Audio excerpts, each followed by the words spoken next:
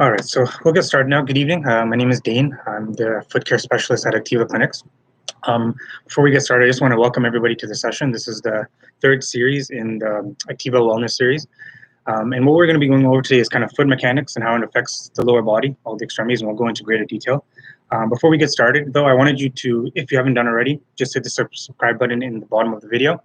That'll keep you kind of up to date with any videos we do in the future, which there are quite a few planned, as well as let you to go back and view the videos later if you need to. Also ask you to subscribe to our Instagram, our Twitter, and our Indeed, as well as our Facebook and LinkedIn. That'll give you more information about our clinics, how to book appointments, and just about all of our services. Just a little overview about Activa Clinics for those who have never been here before, it's their first time. We're proud to be one of Canada's leading multidisciplinary clinics, providing comprehensive healthcare. We offer chiropractic care, physiotherapy, massage therapy, acupuncture, orthotics, as well as laser therapy. We're specialized in working with NVA clients, WSIB claims, assessments, as well as providing EHC direct billing as well. To see more of our services, you can always visit our website, www.activaclinics.com, for more information there. Okay, so just to get started, my name is Dane again, for those who are joining a little bit late. I'm the foot care specialist at Activa Clinics. A little bit about me. I've spent over 9 years in the foot care industry. My background is in kinesiology, so it's my undergrad that I've done. As most people will know, kinesiology is kind of a base of how the body moves, and basically we take it kind of different directions from there. How I kind of proceeded with that is I went into something called pedorthics, and what pedorthics is basically studying the biomechanics of the lower body, so how we walk, how we stand, how we run, and how that affects the lower limb as well. And in general, how we use pedorthics in the field is we use it to manage and treat a lot of the conditions of the feet, the ankle, the lower extremities by fabricating, by fitting, by adjusting pedorthic devices. And a lot of these pedorthic devices we have at Activa Clinics, and these would include orthotics, footwear, compression therapy, and bracing. Okay, so just to go a little bit of an overview of some of my kind of work histories, I've worked in both orthopedic shoe stores, in orthopedic labs, and in clinics, educating patients, fitting people for shoes and orthotics, fabricating orthotics from scratch. So I've been doing that for the last 9 years or so. So that's kind of some of the experience I brought to Activa Clinics. So just a little bit outline of the topics that we're going to be going through today. The first section is going to be about foot mechanics and how that affects the feet, the ankle, the knees, the hips, and the lower back as well. Then we're going to talk about the gait scan, and the gait scan is our complimentary service that we include in our assessment, and we'll kind of get into detail about fasciitis. It's kind of pretty well known. It's probably the most common foot-related condition that people experience. So we'll go into detail about that and talk about some treatments as well. And then we're going to wrap it up with talking about orthotics, how they help, how we use them at Activa Clinics, both custom-made orthotics, over-the-counter orthotics, as well as some footwear. Okay. So first, we're going to get started with foot mechanics. And foot mechanics is basically looking at how your walking and standing will affect a lot of the joints around the body, all the musculature. And these are all things that we would go through in greater detail during an assessment when you come in to see us, but we're going to kind of touch on a lot of the aspects right now. So when we look at the structure of our foot, and if you look down at your feet right now, you're probably going to notice something called an arch. So it's this kind of curve in your foot. Okay, it goes from your heel bone kind of all the way to your toes. Now, I always tell people the main job of this arch is that anytime we go from a sitting to a standing position, we want that arch to stay as strong as possible and try and keep your foot and ankle in this kind of neutral or 90 degrees position. Now, a lot of people will look down at their feet and they might see with themselves or their family members that they have either a very high arch, a medium or normal arch, and sometimes a very flat or flat-footed arch. Okay. Now, each of those will come with their pros and cons, and that's something we're going to talk about today. But these are all things that we help to treat and help to control these mechanics, because these are a lot of times the things that affect a lot of the conditions that we see in the clinic. So I'll start off with a very high arch foot. It's more of your uncommon foot. You'll notice that the arch will be really high, regardless of whether you're sitting or standing. In a high arch foot, a lot of people tend to put a lot of pressure underneath your heel and underneath your toes. That'll cause a lot of issues with heel pain, with pain underneath the toes, a condition called metatarsalgia. Will lead to plantar fasciitis as well. And also put a lot of pressure under the peroneal muscles, which are these guys around here. And that'll affect a lot of your mechanics when you're running, when you're walking, when you're exercising.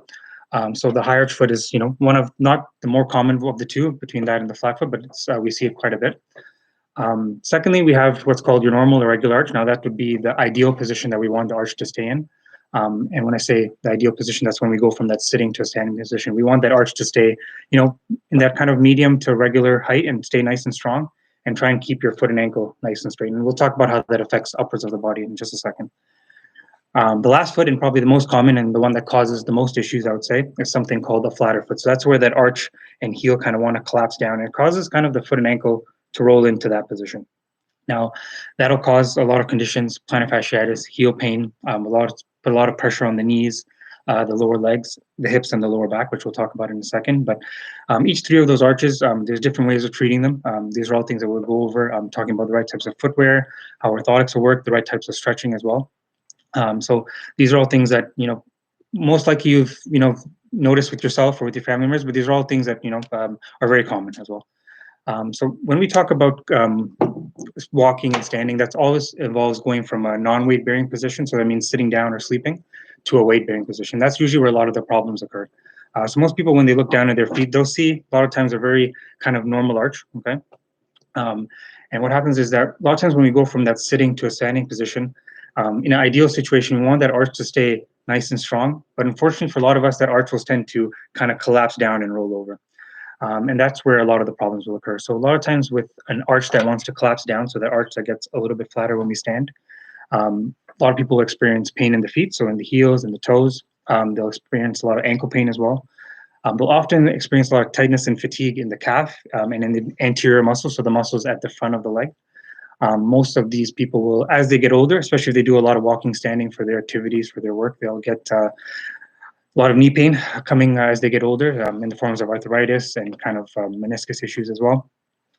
Also, a lot of people will find with this kind of flatter foot that when they're on their feet for prolonged periods of time, they'll tend to get a lot of hip tightness, so tightness around your hip, around your butt and your lower back, and that can cause a lot of issues with bending down, getting back up, going from a resting position, to getting back up, lifting things, going upstairs, hiking and climbing. So I always tell people that the mechanics of what goes on in kind of this foot and ankle area has such an effect on all the joints above it. So even the most little kind of issue that goes on in the foot and ankle can affect the knees, the hips, and the lower back for a lot of normal activities that we do during the day, just walking and standing, and also for people that are active with sports and other kind of activities. So we have two motions of the foot when we stand up. One is called pronation, and we just kind of touched about that. That's kind of when that arch wants to flatten down and it causes the foot and ankle to roll in. We also have supination, and that's kind of where that high arch foot is causing the high arch foot is causing the ankle to kind of roll out into this position. So both of these will cause different issues. Obviously, we see a lot of more pronation in the clinic and with a lot of our patients, but supination happens just as much. And supination is just that high arch, again, rolling that foot and ankle out. And later, when we talk about orthotics and footwear, we'll talk about how both a flat foot with pronation and a high arch with supination will be treated with both orthotics and footwear as well. So during our assessment, we look at kind of how you go from a sitting to a standing position. And then we take a look at your range of motion. So basically, when we grab the foot and ankle, we test the range of motion in a couple of different planes. We look at dorsiflexion and plantar flexion. We look at eversion and inversion. And how we check the range is we look at to see if the foot is very restricted with this motion, whether it's very hypermobile or it has a normal range of motion. And all of these three things will be a good indicator into how the foot is functioning and how different kind of pains you may be having upwards of the body, so in the knees, the hips, and lower back, how those are getting affected by your walking and standing pattern. So when we look at long periods of walking, standing, a lot of people, towards the end of the day, whether they have a standing job, whether they're, running around with the kids, or, they're doing an exercise or activity, towards the end of the day, or even, halfway through the day, they'll notice kind of some heel pain, some ankle pain, tiredness and fatigue in the knee, and in the hips. And that's all stemming from how your foot and ankle is kind of moving from when you go from a sitting position to a standing position. So, as I said, and this is something that I harp on, more often than not, is that what happens in your foot and ankle area, it's very important, something you should take care of, just because it has such an effect on the joints above, especially as you get older, and especially if you want to be an active person and do any types of walking and standing activities. So during the assessment, one of the main things we do is we do something called a gait scan. Okay, and that looks at the phases of gait. And what gait is just your walking style. So how you stand, how you walk, how your foot and ankle is moving, when you're walking, how the knees are looking. So there's 5 phases of gait. Okay. The first one is your heel strike, okay, and that's when you first come into contact with the ground and when your heel hits the ground. So a lot of times I always tell people, if you look at the bottom of your shoes, you'll see a lot of wear either on the outside border of the heel or on the inside border, and that'll tell us a story about how your foot and ankle are working. The next position is kind of your foot flat. So when you're kind of putting some kind of pressure on your foot, kind of when you're landing after you've landed, that transition into mid stance when both of your feet are quite flat on the ground. That will follow by your toe off. So when we put a lot of pressure on your toe, and then that will turn into our swing phase. Okay, so that's when we leave the ground and our kind of legs are swinging. So, just a quick kind of touch on about that, but that's something that we go into detail, and we'll talk about the gait scan in a second. And we use these gait mechanics to not only help make the orthotics, but to help explain to you why you're getting a lot of the pains in your upper or lower extremities as well. Okay. So what a gait scan is a process that we offer at Activa clinics. It's a free complimentary part of our assessment. And we try to do this for as many people as possible, because even though you may be having pain in the lower back or even in the neck, in the shoulders, all of these things can stem from how you're walking and standing and how your activities kind of go through the day. Gait scan is a kind of a mat that we use. It's a three-dimensional kind of scanning mat, and it basically takes pictures and images of how you stand and how you walk. So we get you to walk across the mat a couple of times. We get you to stand statically for about 30 seconds. And with this gait scan, not only does it give us more information when we're making the orthotics, which we'll talk about later, but it helps us to see kind of what are areas of the foot, whether they be in the heel or in the toes, that you're putting a lot of pressure down. Again, this will be determined by whether you're flat-footed or you have that kind of higher arch or you have a regular arch. It helps us to see whether you're following the proper steps of the gait properly. Okay, you might be late in certain stages, and again, that'll explain a little bit further to why you're having some of your pain and conditions.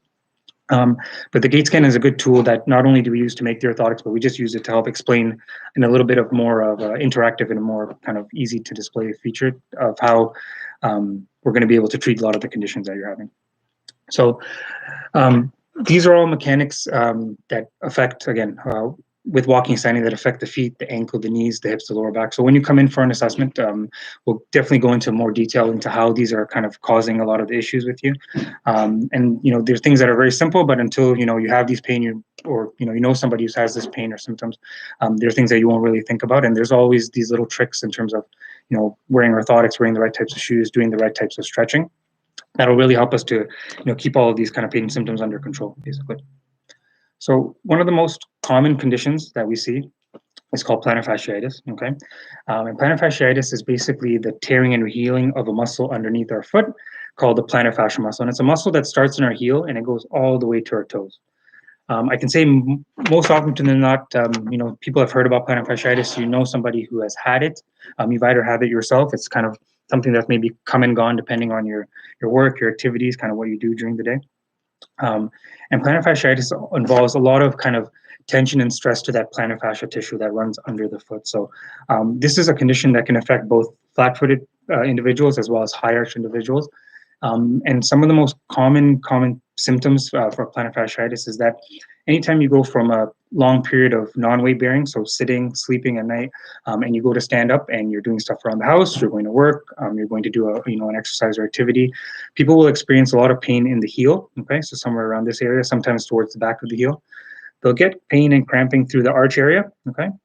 And a lot of times pain around the toe, so underneath the big toe and kind of in between your second and third toe when you're putting your full weight down. So basically plantar fasciitis is just, the tearing and healing of that plantar fascia muscle, and it's something that is affected by your activities and also how you stand and walk. So again, both a flat-footed person and somebody with a high arch can get plantar fasciitis.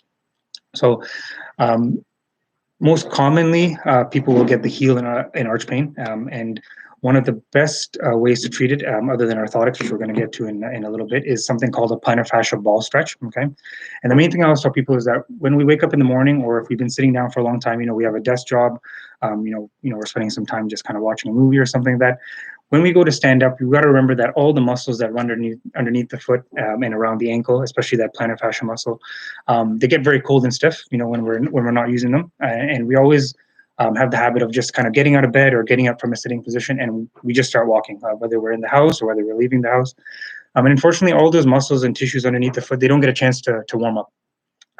Unlike our bigger muscles around the body that are much larger and they get a chance to warm up, these little tissues underneath the feet, they don't get that same opportunity. So one of the best stretches I always tell people to do, and it's really good to do first thing in the morning when you get out of bed, Also, it's good if you have a desk job and you're about to step out for lunch, or you've been sitting for a long period during the day and you're about to go out for a walk with the family or with the dog, or you're about to do an exercise. It's called the plantar fascia ball stretch. And what we use is a round ball. It can be a tennis ball, it can be a massage ball like this. We want something that's quite firm, but we don't want something that's super hard like a golf ball or a baseball. There's something that's just firm enough to help to massage the muscle. And what we're going to do is that you're going to sit either on your bed, on a couch, or on a table, and you're going to have your socks and shoes off. Barefoot works best for this. And just similar to how you get a massage, you're going to be doing this on your own. You're going to keep the ball on the ground. You're going to put your foot on top, and what you're going to do is you're kind of rub and roll the ball underneath the arch, around the heel, underneath the toes, and you can be pretty aggressive. You want to get a good massage into those tissues, and if you spend about 1 minute on each of your feet, what you notice is that we're trying to stretch out all these muscles so that now when you go from that sitting position to a standing position, we're really loosening up all those muscles. So the plantar fascia muscle doesn't get a chance to overstretch or to get these little micro tears occurring, which is why plantar fasciitis occurs. So that's a really good stretch. I recommend to do once a day in the morning time, or a couple of times during the day whenever you get a chance.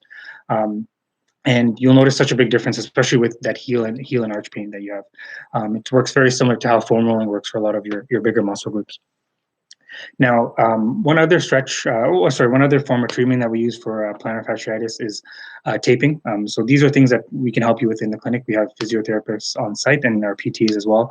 And there's a lot of taping techniques that we can use to help the arch and the plantar fascia. So to try and get as much of support underneath that arch as much as possible, and kind of provide basically some support to that plantar fascia tissue.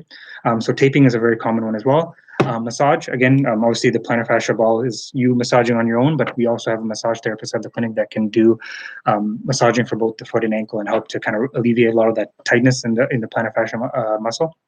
And what we're starting to get into the clinics very soon, and a lot of the chiropractors will be able to help you with this, is shockwave therapy. In the last couple of years, shockwave therapy has been a big form of treatment for plantar fasciitis, especially with heel pain. And shockwave therapy, you'll get a little bit more detail when you come into the clinics, but basically it's sending kind of pulses or waves into the muscle, so around in your heel and into the arch, to kind of loosen up a lot of those tightness areas, or those, where those tears are occurring in the plantar fascia muscle. So shockwave therapy is a good non-invasive form of treatment for plantar fasciitis. So those are kind of all, the more easy to use treatment forms for plantar fasciitis. They're all things that we can help you with when you come into the clinic. In terms of any other kind of injuries that you have, whether there's metatarsalgia, there may be, calf strain, knee pain, hip pain, as well as your lower back pain. We'll be able to, during the assessment, talk about a lot of different other stretches that we can do, that you can do at home, and that you can do in the clinic as well. That's going to help with a lot of the injuries and illnesses we see in the lower extremities. Now, the most important thing that we provide at Activa clinics is something called an orthotic. Okay, an orthotic, there's two types. We have a custom-made orthotic, which is a custom-made insole that goes into your footwear.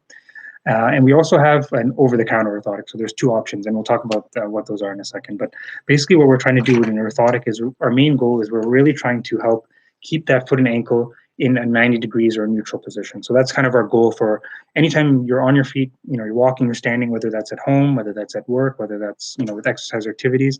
We want to try as best to keep that foot and ankle nice and straight, okay?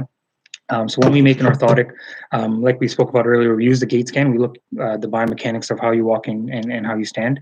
And we take a three-dimensional mold of the foot. And what we get is something that looks just like this, okay? And there's different types of orthotics, and we'll talk about that in a second. But an orthotic is basically, we take a mold of your foot, and we're really trying to support that arch of your foot. We're trying to support that heel and ankle part of your foot. And we're trying to provide some cushioning underneath the toes as well. And there's also a lot of different modifications that happen with orthotics, and they're very specific to what type of condition you're having. There's different things like metatarsal pads for people that are having toe pain, heel cushioning for people that are having heel spurs. Sometimes we'll have things like a heel lift for people that have, one leg longer or shorter than the other. So these are all things that we can discuss during an appointment and give you some more information about. But these are all things that not only are going to help immediately with relieving a lot of your issues, but are also going to be preventative. So helping with a lot of the pains and aches that we get when we get older, with long periods of walking and standing, a lot of times with the arch collapsing down as we get older. So I find orthotics for people that are both looking to get active or people that are already active.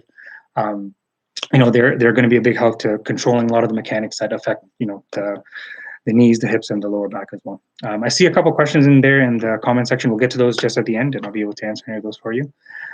So with orthotics, we have two different kinds. We have something called a custom-made orthotic, and again, we just touched on that. That's an orthotic we make from scratch. So we take a mold of your foot, we use a gait scan, and the main job with the orthotic is we're trying to make sure it fits into your main shoes for walking and standing. So the common question I always get about orthotics is that do you have to wear orthotics in every shoe, and do you have to wear them every day? And the thing I tell people is that orthotics are really important for those times during the week, whether it's at work, whether it's at home, whether it's with our exercise where we're doing a lot of walking and standing. So doesn't have to be anything aggressive like a run. It could be just going for a walk in the evening, could be walking the dog, could be running after the kids, it could be hiking. So any period where we spend weight bearing, where we're doing a lot of walking and standing, those are the times where we really want to have the orthotic, and where we want to have good footwear, which we'll talk about right after. So I always tell people your main kind of walking and running shoes, your hiking shoes, for people that wear safety shoes for work, in winter, your winter boots, all those shoes are perfect shoes to fit an orthotic into. They have usually enough room. They accommodate the orthotic really well, and they're very, easy to get adjusted to them in those types of shoes. Now, on the other hand, we also make custom-made orthotics that look something like this, and we call this a 3/4 length orthotic, whereas the first one was more of your full length orthotic, so it sits kind of all the way to the front of the shoe. Now, there are people, obviously, this year, a lot of people are not working in the office, but eventually we hope to get back there. So there's a lot of people that wear flats and wear heels, women out there, and also men who wear very kind of pointed narrow dress shoes, and often those types of shoes make it very difficult to fit a very kind of full length orthotic into there. It's a common issue that people always bring up to me, is kind of fitting an orthotic into a dress shoe, because some people just kind of wear dress shoes the whole day, even if they're doing some walking and standing. And I think I tell people is that if you're using a dress shoe, whether it's a heel, a flat, a men's dress shoe, and you're going to be on your feet for a long period of time, we can make something called a dress or a 3/4 length orthotic. Basically, this orthotic just allows us to fit a more wide variety of types of shoes. Now, again, you're getting all the benefits of the heels, the arch support, the heel support. Now, often I always tell people with a dress orthotic, unfortunately, we have to slim it down a little bit to fit those types of footwear. But if it's something that you are wearing a lot, those dress shoes, then this is something that will really you'll really benefit from, and it's something that again you'll be able to use in your dress shoes, but you can also then take out and put into your walking and running shoes when you're doing your other activities. But whether it's a 3/4 length orthotic or a full length orthotic, both of those are going to give you that support and help to control the mechanics of the foot that we want to help alleviate a lot of these issues that we have in the lower body. Now, a custom-made orthotic is something that is it is quite expensive, and it's usually something that's covered through most people's insurance if they have insurance. Also, we see a lot of people with motor vehicle accidents, and depending on the accident and the injury, sometimes orthotics will be covered through there as well. But for some people, an orthotic is not an option, and that's why at Activa clinics we offer what's called an over-the-counter insole. Now, a lot of people will say they've tried an insole before, whether it be from Shoppers Drug Mart, from Walmart. Most commonly, it'd be a Dr. Scholl's or something very similar to that. And the thing I tell people is that with an over-the-counter insole, and very similar with a custom-made orthotic, the main thing we want to remember is that we're really trying to support that arch area, and we're really trying to cradle and cup that heel and ankle, so that when we're standing in the orthotic, we're really keeping that foot and ankle nice and straight. So I always tell people to be wary when they're choosing an over-the-counter orthotic. Obviously, with the custom-made one, we use more stronger materials, and it's made specifically for your foot. But with the over-the-counter one, a lot of the ones I find that are in the stores tend to be very soft and flexible through that arch area. They're either be made from gel or from memory foam. And the problem with those is that although that gives us some cushioning, which a lot of people always get drawn to, I always tell people for the structures of our foot and ankle, especially when we're standing, and has nothing to do with really weight or anything like that. It can just be somebody who weighs 50 pounds, somebody who wears 150 pounds. A lot of those softer materials like memory foam, gel, they're just not strong enough to support the structures of our foot. So I always tell people that those insoles and even shoes that are made from memory foam and gel, they do feel good for your first 5 to 10 minutes of walking. But if you spend longer than an hour if you're standing, whether that's at work or you go for a longer walk or hike, those kind of issues that you're having, whether that be in the foot, the ankle, the knees, the hips, those issues are going to come back just because we're not providing enough structure underneath the foot. So the common analogy I use in the clinic, and you might find this funny or not, but I always tell people when you're walking on a beach, you walk closer to the water where the sand's a little bit firmer. It's a lot easier to walk back and forth or to go for a run. You go on the softer part of the sand where the sand's a lot softer. It's a lot more difficult to walk around. And the same thing applies to both orthotics and about shoes. So I always tell people when it's an over-the-counter insole, a custom-made orthotic, a walking or running shoe, We want that kind of strength and support underneath the arch and around the heel and ankle, because that's going to help us control those mechanics of the foot, as opposed to something that's soft, that's not really helping or preventing that foot and ankle from either wanting to roll in or rolling out. Okay. So, when you come in for an assessment with us, and if you're interested in orthotics or, an over-the-counter orthotic, these are all things that we'll be able to go into detail with you. Again, when we make an orthotic, we use a gait scan, we take a mold of the foot. With the over-the-counter orthotics, they come in shoe size that range from kids all the way to men's and women's sizing, and we can make sure it fits to whatever shoes you want to bring in. So whether it's your walking shoes, your running shoes, your hiking shoes. And when you come for an assessment, if you have a lot of questions about shoes and how orthotics work into them, feel free to bring your shoes in. We'll be able to not only explain to you how a shoe is working for you or not working for you, but also how the orthotic will increase the support inside of that shoe. With footwear, one thing I always tell people is that we touched about orthotics a bit, and a lot of people know about orthotics, but a lot of us think that orthotic just solves all the issues in a shoe. And one thing I always tell people is that the orthotic does 50% of the job, okay, to help to control a lot of those mechanics of the foot and the ankle. But footwear, whether it be sandals, whether it be shoes for work or for activities, those ones will provide the other 50% of the support that we need. So I always tell people that, if you have a very soft and flexible shoe that's not providing a lot of support, you put an orthotic into that, it's going to help. It's just not going to do as good of a job into a stronger, more structured shoe. So one thing I want to touch about, and that's one of the most common things I've been finding this year that people need and are finding a lot of benefit from, is something called a orthopedic sandal. Okay, and an orthopedic sandal is for two situations, both for people who are at home. So you're working from home, at home with the kids, they're, with school and stuff like that. And also with summertime, it being warmer, you might leave the house, you go for a walk, you hopefully go on vacation sometime soon, and you're not wearing a closed-in shoe that could have your orthotic into. An orthopedic sandal, it's a great option for a lot of people. And it almost works like having an orthotic underneath your foot. So what I'm holding in my hand right now is called a Birkenstock. Okay, it's an orthopedic sandal, and what it has kind of a raised up arch support. I know it's kind of tough to see on the screen there, but it has a kind of raised up arch support, very similar to your orthotic, and it has a very kind of deep heel cup. So when somebody's standing in a Birkenstock or something similar, there's a lot of other brands out there that do that. Basically, we're just like the orthotic, we're really trying to keep that foot and ankle nice and straight. And I find, especially at home with a lot of surfaces that we have, laminate, tile, hardwood, a lot of those surfaces are just not very giving. They're very hard, and they're overly hard. They're not natural surfaces. So I always tell people that when we walk around bare feet at home, a lot of these issues, whether it be plantar fasciitis, ankle pain, knee pain, hip pain, lower back pain, these all will get aggravated with walking either barefoot or socks around the house. And I always tell people, any sandal is better than than nothing. So if you have a sandal and you're noticing some of this heel and ankle pain, try and get into the habit of, anytime you're doing stuff around the house, wear it as much as possible. But you'll notice something like this, an orthopedic sandal with having a bit of that arch support and that heel and ankle support will be that next step up. And you'll notice such a big difference both at home, and especially during the winter. We spend a lot of time inside during the winter. And then also summertime when you're going for walks, you're at the cottage, you're at the beach. Something like this will be, a real benefit for not only you, for, the kids, especially if they have, similar foot mechanics too as well.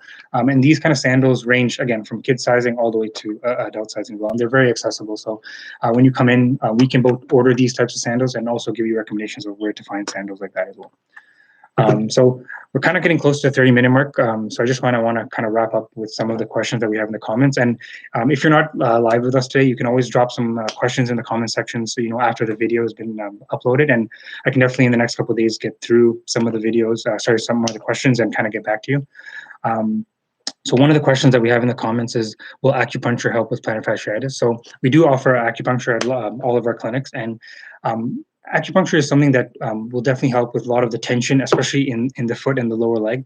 So any people that are experiencing that plantar fasciitis, so that tightness underneath the arch and the heel, tightness in the calf, especially in the lower legs. Also, if you're experiencing a lot of knee pain as well, acupuncture can really help to hit those trigger points and open up a lot of those areas.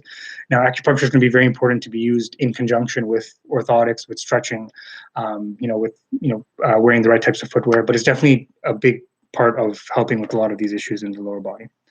And then we have another question here, how long do orthotics last? And that's a very good question because I get that quite often. I would say when we look at a custom-made orthotic, so again, the orthotic that we make from scratch, a custom-made orthotic will last roughly 3 to 5 years for adults. Okay, obviously with kids, It all depends on how quick they're growing, and usually, until they reach, the late teens, they're going to be growing quite often. And I'll tell people for kids, usually every year to 2 years, we should be taking a look at the orthotic, A, to see how the length is looking, and also B, to see how their feet is changing, whether they're developing that arch is getting a little bit flatter or staying flatter. But I would say for adults, usually 3 to 5 years is the usual lifespan of a custom-made orthotic, and that's only because when we make a custom-made orthotic, we're using a lot more stronger structures than the over-the-counter orthotics. So 3 to 5 years is a good ballpark. I usually replace mine around the 3-year mark. And again, what I always tell people with orthotics is that unless your foot has changed drastically, you don't have to get rid of your older pairs of orthotics. I would always take my new one, put it in your most currently worn shoe, whether it's your work shoe or your running shoe or walking shoe. And then you can take your older orthotic and place it into a shoe maybe you're not using as often. So for the most part, your orthotic will still be in a decent shape where, if you have a shoe that you're only using once in a while, just to save you the hassle of moving your orthotic from shoe to shoe, people will kind of build up basically a stock of kind of orthotics over the years, especially if you have the insurance coverage for it. And most people are eligible every year to 3 years for orthotics, so it's a good thing to keep up with, and a good thing to kind of get you back in every year or every 2 years into the clinic, see how you're doing, see how your kind of conditions are being managed, and definitely take a look at the orthotics as well. So kind of going to wrap up again there. Again, if anybody has any questions and they're watching this video a little bit later, please feel free to kind of drop the questions in the comments, and I'll definitely get back to them. My name is Dane, the foot care specialist. I'm at all of our 7 clinics that are around the GTA, Activa. So you can definitely visit our website. There's all information about not only orthotics, but a lot of the conditions we talked about today. And you'll be able to book an appointment, get more information into there. If you're having any kind of immediate pain, whether that be with any of the areas we talked about today, the lower extremities, the upper extremities, definitely feel free to call and book in any of our clinics. We also do virtual sessions right now that are working really well with the pandemic, because I know for a lot of people it's very tough to get out and get into the clinic. So we do both chiro and physio virtual sessions as well. I have my own personal details that will be kind of in the video as well, that you can always reach out by email or call any of the clinics, and I'll definitely be able to get back to you and even have a phone consultation with you. And keep in mind, for any of the assessments with myself, whether it be to talk about orthotics, to talk about footwear. We didn't get a chance to talk about compression today, and that'll be something that we can talk about when you come to see me or in a future session. But any of those kind of questions that you might have about any of those products, you can always feel free to book an appointment, and there's no charge for any of those consultations. So call your nearest clinic, or kind of go on our website there and send us an email, and we can definitely get you in, and spend about half an hour to an hour, and just we can answer any of these questions, go through complimentary gait scan and see how you're walking and standing, kind of take a look at your range of motion and see how your mechanics are working. And I'll be more than happy to help you with any of those issues, and we can talk about orthotics, bracing and footwear as well, and compression. So it was very nice kind of talking to you guys today. I hope you guys enjoyed this session. Hopefully I'll be back in the future to talk about some other kind of foot care related issues, whether it be compression or bracing and stuff like that. But again, feel free to book an appointment with us. And lastly, I just wanted to remind you to, again, hit the subscribe button. A lot of these sessions that we're going to be having are going to be touching a lot of different issues around the body. So even if it's not something that you're experiencing, it might be something that your immediate family will, or your friends as well. So you can obviously share these videos with them, and they can kind of get some more information, or learn about how to book an appointment with us.